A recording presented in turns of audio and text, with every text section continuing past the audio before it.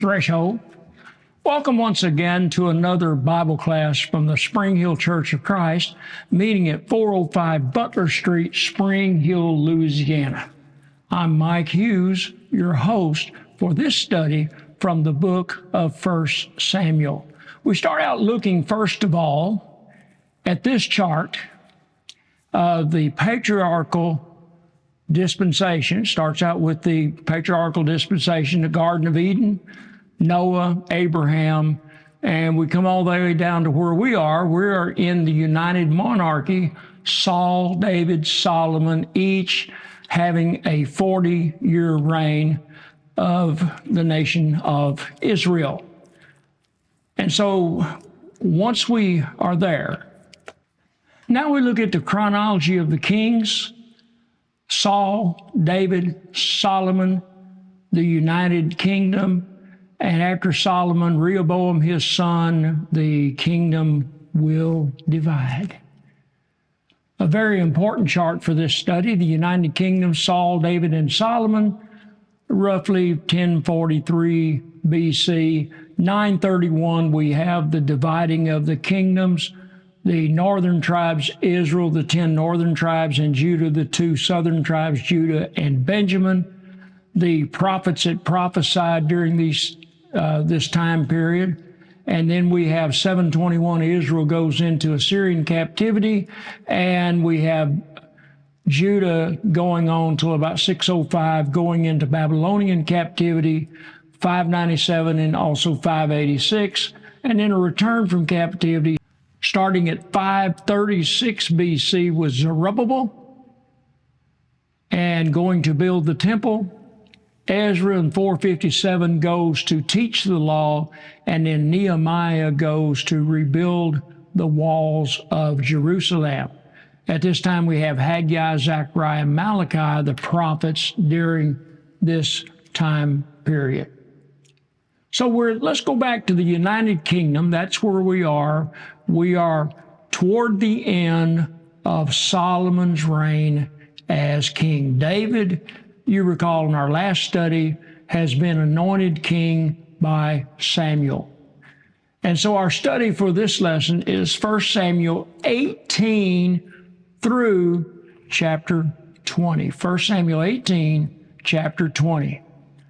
Samuel at a glance, we find ourselves in the third transitional period at this point is where we find ourselves in this study. And there's where we are within this study. There's the 3 kings, Saul, David, Solomon, and a timeline of the birth of Samuel, birth of Saul. Saul is anointed king, birth of David. David's anointed king, and 1010, David will rule over all of Judah. And then we're looking at an overview of 1 Samuel, and we are particularly in this section. Saul continues to reign, and David is going to begin to flee from Saul. Is what we're going to have there. Saul has made 3 mistakes. First of all, a presumptuous sacrifice. The loss of the kingdom is foretold, chapter 13, verse 14. He issues a foolish curse on anyone who would eat anything. And of course, Jonathan doesn't hear the curse, so the curse falls on Jonathan. And then the third thing he does, we saw in our last lesson, was that he spared Agag and the flocks, and that means a total loss of his kingdom, as talked about in 1 Samuel 15, verse 28. Here's the family of Saul, and of course, there is listed his daughter Michal, who becomes his wife. And of course, Merab was supposed to have been his wife, but winds up, we'll find out, given to a Philistine instead.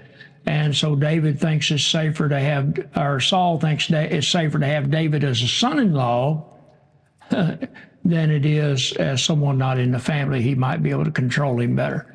And of course, we're into part 2, the transitional kingship from Saul to David. Goes all the way up to 18, verse 9, that we're going to get into today. Here's some of the wars that Saul was involved in, and will be some of these towns we will be talking about in our study today. Here's the anointing of David, Saul's second Philistine war.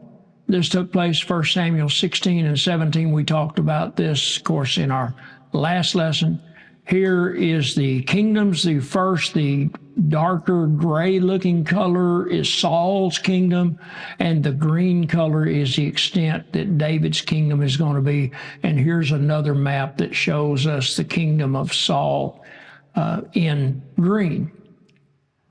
So now we begin chapter 18, generosity, another form of heroism.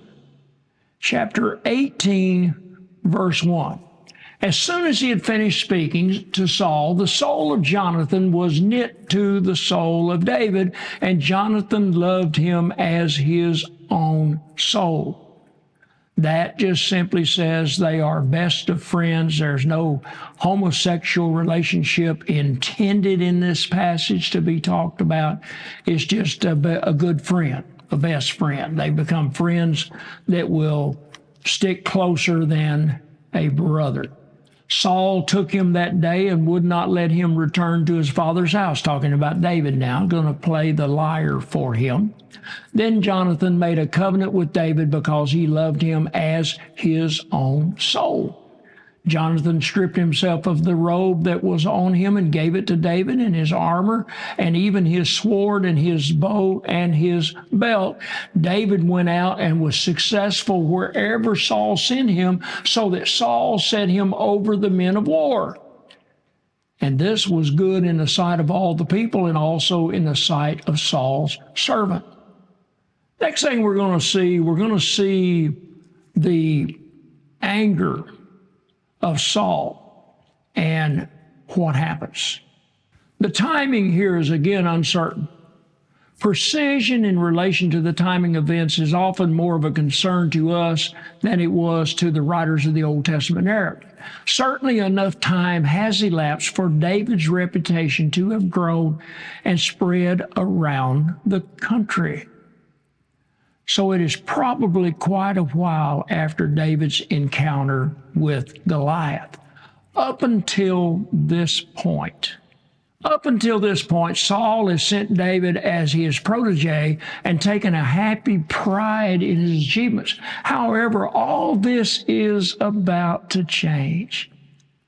The exuberant singing and the welcome parade praised both Saul and David, and Saul had been a popular monarch and was used to receiving this kind of acclamation. The women may or may not have meant to differentiate between the two to have had any significance, but Saul took it personally. Saul, having lost the assurance of God's support for his kingship, the only thing that gave him security in his role as king was the popular acclaim. If that was taken from him, then nothing was left. And we have a real demonstration here of the power of jealousy to destroy good relationships. David had a constant support and joy to Saul. He had been a constant support. But Saul now becomes consumed by jealousy and began to see David as a source of danger and threat. He appears to have transferred his own obsessive desire for status and recognition onto David and is unable to believe that David did not desire to take the throne away from him. That somewhere God's chosen successor, a man after his own heart, 1 Samuel 13:14, was waiting to replace Saul, appears to have eaten away at him and turned his jealousy into an obsession. Perhaps David, who was so clearly aware of God's presence and so clearly trusted in God's power, was that man. If Saul could have accepted the judgment on his behavior and moved on from that point, the situation could have been so very different. He was different than Eli, who was able to accept the judgment on himself and his family and to welcome and mentor Samuel as his replacement. Samuel had accepted Saul and taken time to mentor him. If Saul, having recognized David as a potential replacement, had acknowledged him, mentored him, then he might have found something of peace that he sought so desperately. But this was not to be. Saul allowed his jealousy to ferment overnight, and it fueled one of his black modes. In chapter 18, verse 10, we're going to come to in a minute. A description of the bleak depression that thus far had been with Saul. As they were coming home, when David returned from striking down the Philistine, the women came out of all the cities of Israel, singing and dancing to meet King Saul with tambourines, with songs of joy, and with musical instruments. And the women sang to one another as they celebrated, Saul has struck down his thousands and David his 10,000s. Saul was very angry, and this saying displeased him, and he said, they have ascribed to David 10,000, and to me they have ascribed 1,000. And what more can he have but the kingdom? And Saul eyed David from that day on. The next day, a harmful spirit from God rushed upon Saul, and he raved within his house while David was playing the lyre as he did day by day. Saul had his spear in his hand, and Saul hurled the spear, for he thought, I will pin David to the wall. But David evaded him twice. Saul was afraid of David because the Lord was with him, but had departed from Saul. So Saul removed him from his presence and made him a commander of 1,000, and he went out and came in before the people. David had success in all his undertaking, for the Lord was with him. When Saul saw that he had great success, he stood in fearful awe of him. But all Israel and Judah loved David, for he went out and came in before them. The way in which Saul uses his daughters to further his own ends is noted without comment, and certainly without approval. First of all, he offered David his eldest daughter, Merab, as bride, and that this would involve finally keep the somewhat reckless promise made to any Israelite champion who would remove the threat of Goliath. 1 Samuel 17, verse 35, remember that statement that had been made, that whoever killed this giant would have his oldest daughter as a wife. Now, so this threat you would think would be removed if David was given his oldest daughter as a wife. Now, so the ends of that's not commented on here, and maybe an ironic side effect that had not occurred to Saul, that, David's going to be his son-in-law. His desire is for David to be killed in battle, but it is not clear how marriage to Saul's daughter would precipitate the result. Perhaps he thought it would be more difficult for David to act in opposition to Saul if he was his son-in-law. Now, Michal now appears in the text as a character in her own right, and we are presented with a picture of someone who loves David, not as other grateful fellow citizens did, but as a woman would love a man.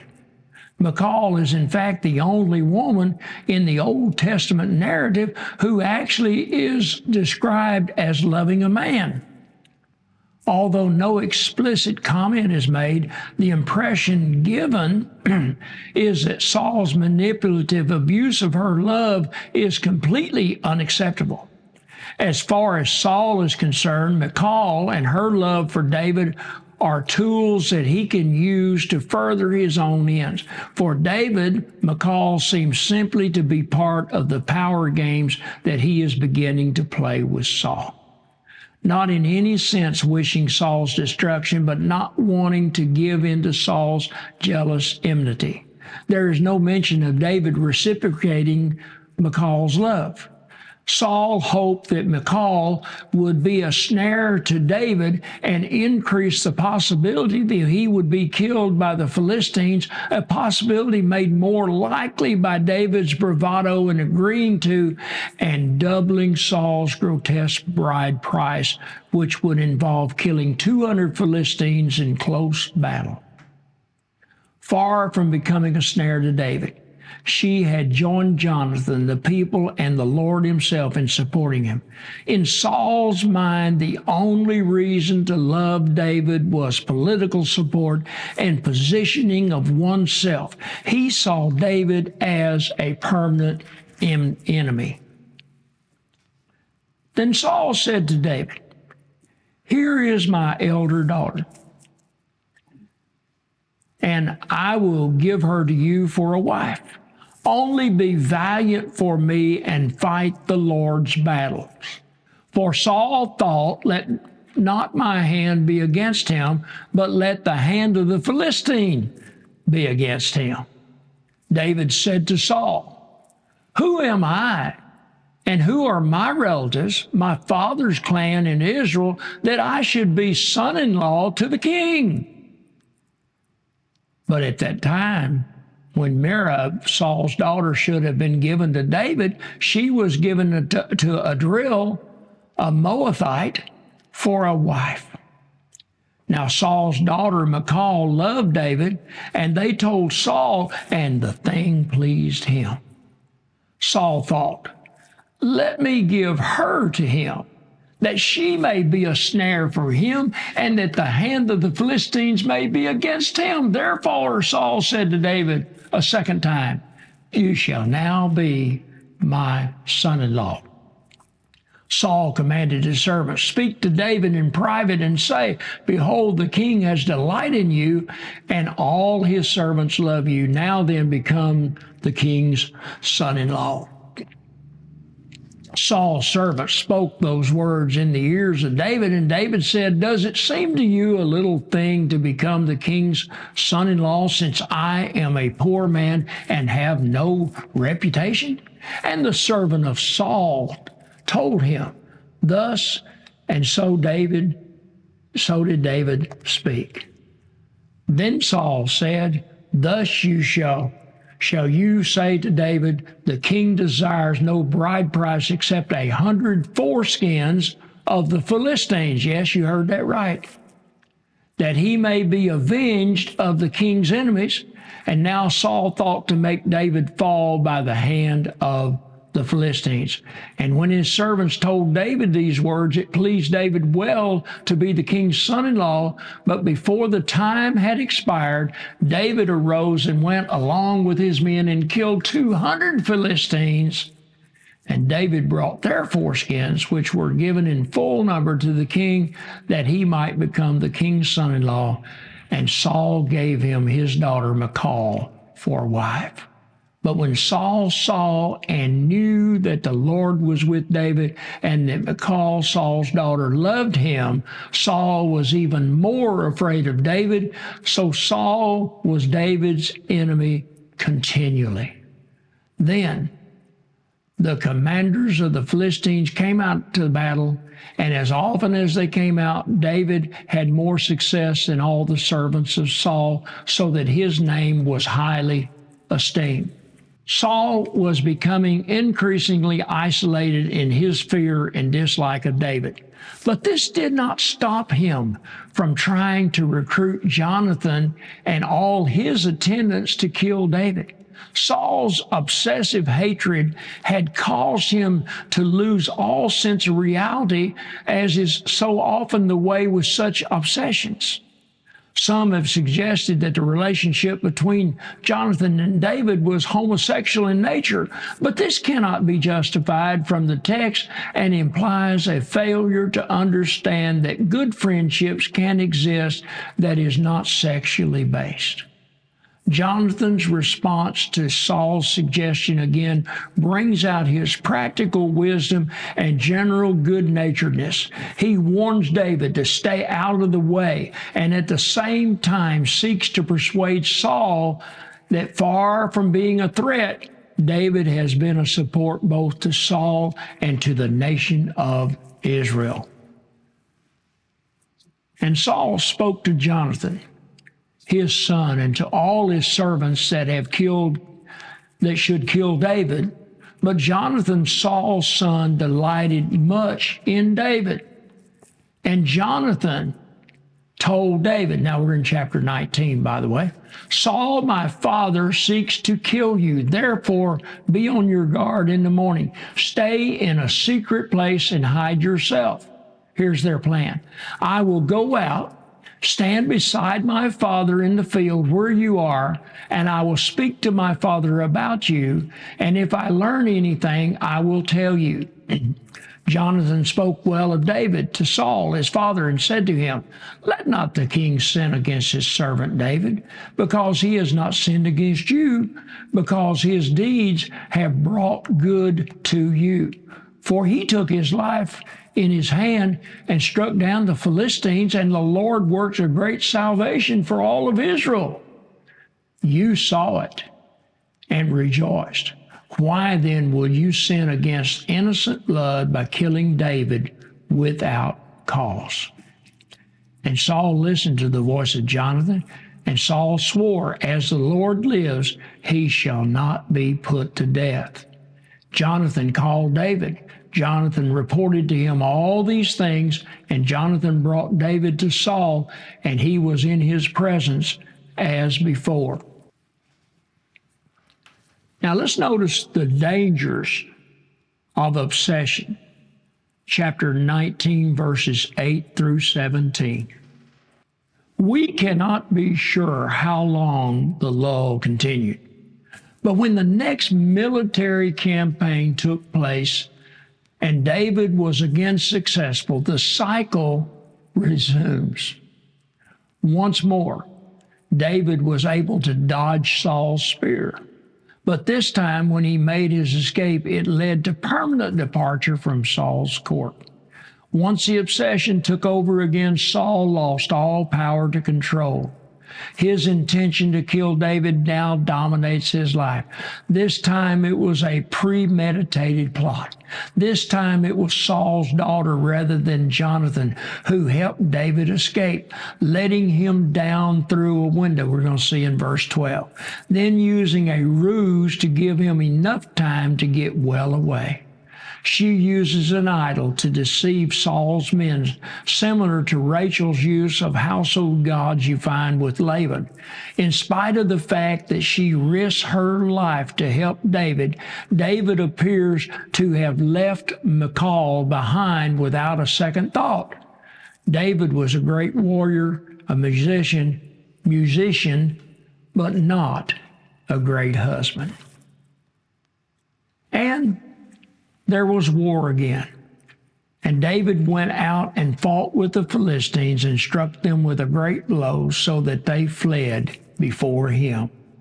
Then a harmful spirit from the Lord came upon Saul as he sat in his house with his spear in his hand, and David was playing the lyre. Saul sought to pin David to the wall with a spear, and he eluded Saul so that he struck the spear, stuck it into the wall. David fled and escaped that night. Saul sent messengers to David's house to watch him and that he might kill him in the morning. But Michal, David's wife, told him, if you do not escape with your life tonight, tomorrow you will be killed. So Michal let David down through the window, and he fled away and escaped. Michal took an image, laid it on the bed, and put a pillow of goat's hair at its head and covered it with clothes. And when Saul sent messengers to take David, she said, he's sick. Then Saul sent messengers to see David, saying, bring him up to me in the bed that I may kill him. And when the messengers came in, behold, the image was in the bed with the pillow of goat's hair at its head. Saul said to Michal, why have you deceived me thus and let my enemy go so that he has escaped? And Michal answered Saul and said to me, let me go. why should I kill you? There is no discussion in the text as to the rightness or otherwise of David's decision to leave the court. In the chapters to come, we will learn of God's support and care for David during the times of his life as a fugitive. Many of the Psalms write about this time period. Verse 18. Now David fled and escaped. He came to Samuel at Ramah and told him all that Saul had done. And he and Samuel went and lived at Naioth. Now, here is a map that will show you where Naioth is located, where Ramah is, particularly there as we blow it in. You'll see Ramah there above the Dead Sea, what is referred to as the Salt Sea. Verse 19. It was told Saul, behold, David is at Naioth in Ramah. Then Saul sent messengers to take David, and when they saw the company of prophets prophesying and Samuel standing as head over them, the Spirit of God came upon the messengers of Saul, and they also prophesied. When it was told Saul, he sent other messengers, and they also prophesied. Saul sent messengers again the third time, and they also prophesied. Then he himself went to Ramah and came to the great well that is in Seku, and he asked, where are Samuel and David? And one said, behold, they are at Naioth in Ramah. And again, once again, here's a map that'll show Ramah to you, right in that area. Verse 23. He went through there to Naioth in Ramah, and the Spirit of God came upon him also. And as he went, he prophesied until he came in to Naioth in Ramah. And he too stripped off his clothes, and he too prophesied before Samuel, lay naked all that day and all that night. Thus it said, is Saul also among the prophets? Once again, there's that map. Now, chapter 20, we have taking sides, a difficult decision is now to be made. Apparently, David had not yet made any final decision about his own future and wanted to consult with Jonathan. Before he took any further action. There was still a possibility that Saul might calm down and David could take up his place at court again. He has clearly not set aside the possibility of attending the approaching new moon celebrations. Jonathan, unaware of his father's latest actions, found it hard to accept that Saul had reneged on his earlier oath. However, he accepts David's accounts of the facts and agrees to take any action necessary to help David avoid Saul's wrath. At this stage, Jonathan does not want to take sides, but perhaps in the process, he is acknowledging implicitly that the time may come when that is exactly what he will have to do. It is always good to seek to listen to all the participants in a dispute, to seek to meditate and avoid direct involvement if possible. Sometimes it is necessary to use critical judgment and acknowledge that one side or the other really is wrong. To hide under the cloak of impartiality and avoid facing reality is quite the opposite of good leadership. Jonathan's example is again worthy of noting and following. The events of this chapter are simple. David and Jonathan meet and discuss how they can determine Saul's attitude and how they can convey that information if it is impossible for them to meet. Then David fled from Naioth in Ramah and came and said before Jonathan, what have I done? What is my guilt? And what is my sin before your father that he seeks my life? And he said to him, far from it. You shall not die. Behold, my father does nothing either great or small without disclosing it to me. And why should my father hide this from me? It is not so. But David vowed again, saying, your father knows well that I have found favor in your eyes, and he thinks, do not let Jonathan know this, lest he be grieved. But truly, as the Lord lives, and as your soul lives, there is but a step between me and death. Then Jonathan said to David, whatever you say, I will do for you. David said to Jonathan, behold, tomorrow is the new moon. I should not fail to sit at the table with the king, but let me go that I may hide myself in the field till the third day at evening.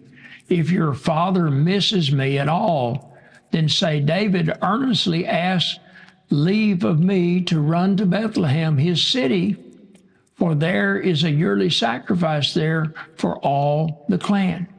If he says good, it will be well with your servant. But if he is angry, then know that harm is determined by him.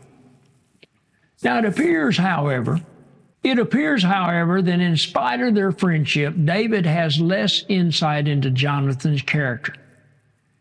He appeals, verse 8, to the covenant that Jonathan has initiated between the two of them, as if that was necessary in order to solicit his support. He also hints at the possibility that Jonathan might be colluding with Saul to kill him.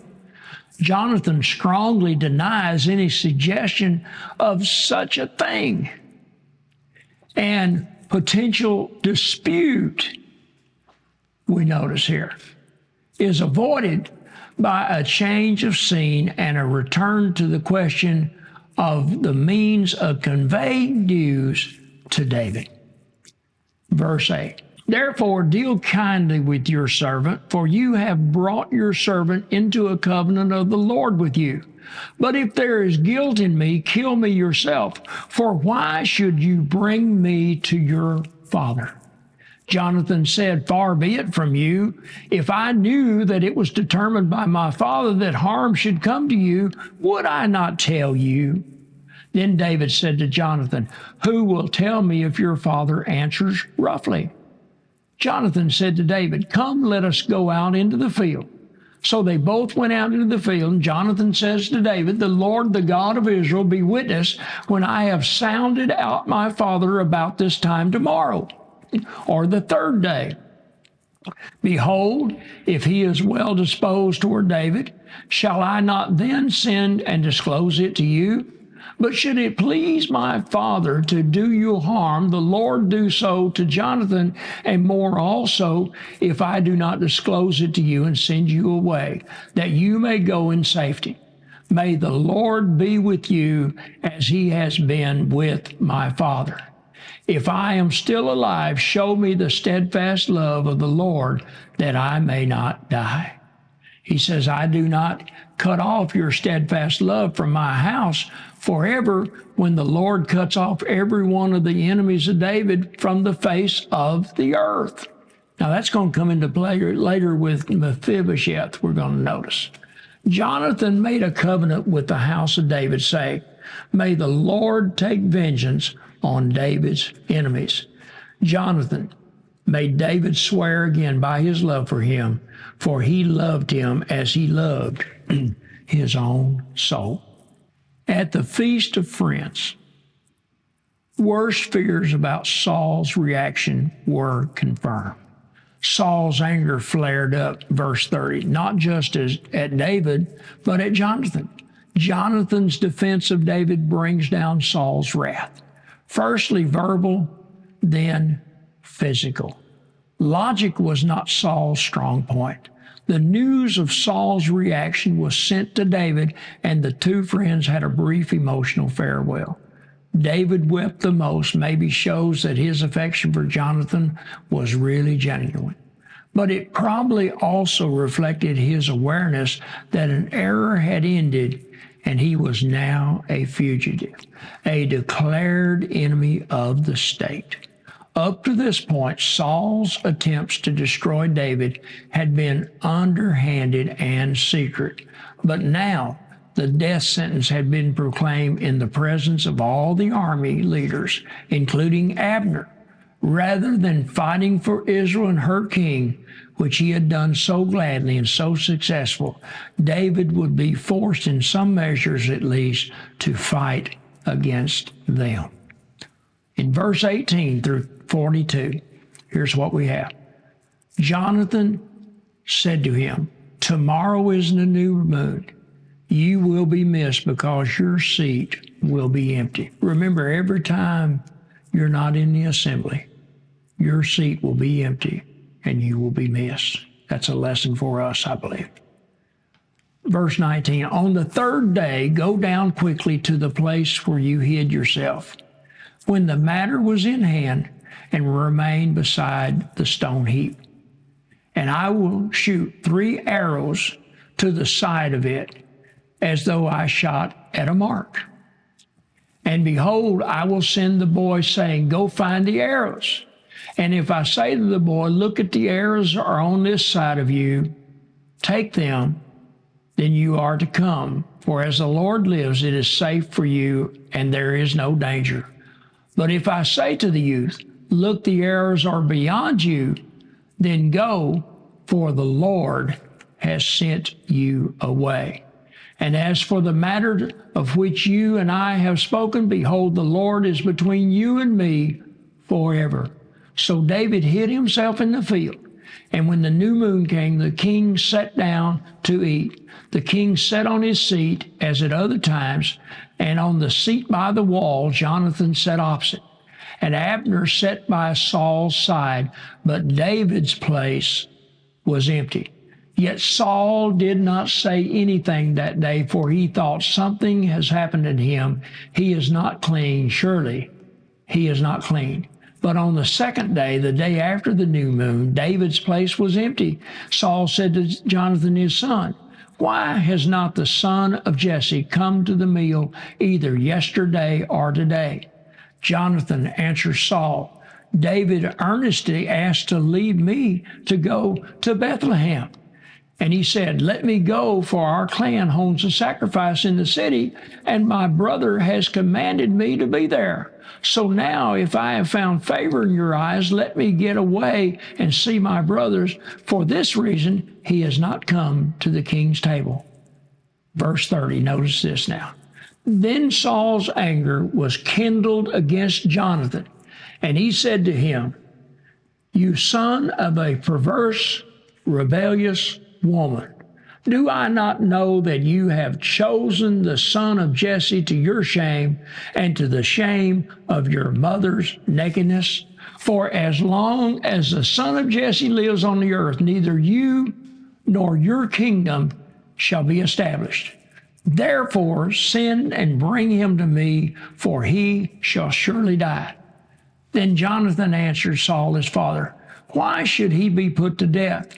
What has he done? But Saul hurled his spear at him to strike him. So Jonathan knew that his father was determined to put David to death. Jonathan rose from the table in fierce anger and ate no food the second day of the month, for he was grieved for David because his father had disgraced him. In the morning, Jonathan went out into the field to the appointment with David, and with him a little boy. And he said to his boy, Run and find the arrows that I shoot. As the boy ran, he shot an arrow beyond him. And when the boy came to the place of the arrow that Jonathan had shot, Jonathan called after the boy and said, Is not the arrow beyond you? Jonathan called after the boy, Hurry, be quick, do not stay. So Jonathan's boy gathered up the arrows and came to his master. But the boy knew nothing. Only Jonathan and David knew the matter. They're the only ones that knew the clue that was going to tell David what to do. Jonathan gave his weapons to his boy and said, Go and carry them to the city. And as soon as the boy had gone, David rose from beside the stone heap, fell on his face to the ground, bowed 3 times, and they kissed one another and wept with one another, David weeping the most. Then Jonathan said to David, "Go in peace, because we have sworn both of us in the name of the Lord, saying, the Lord shall be between me and you, and between my offspring and your offspring forever." And he rose and departed, and Jonathan went into the city. Now with that brings this lesson to a close. We will be looking at 1 Samuel chapters 21 through 25. Lord willing, we hope you will be there. And so with that, cheerio, mate. Bob's your uncle. If you found this video helpful and wish to learn more, be sure you download the note card that goes with this lesson and our free 4-lesson Bible correspondence course. You will find the links in the description below. We here at the Spring Hill Church of Christ, meeting at 405 Butler Street in Spring Hill, Louisiana, want to help you with your growth in your knowledge of God's Word. Remember, we are in it for the likes and the subs, so be sure to like us, subscribe to our channel, and tell others. Thanks for watching. In the meantime, in between time, we will see you next time. Cheerio, mate. And with that, Bob's your uncle.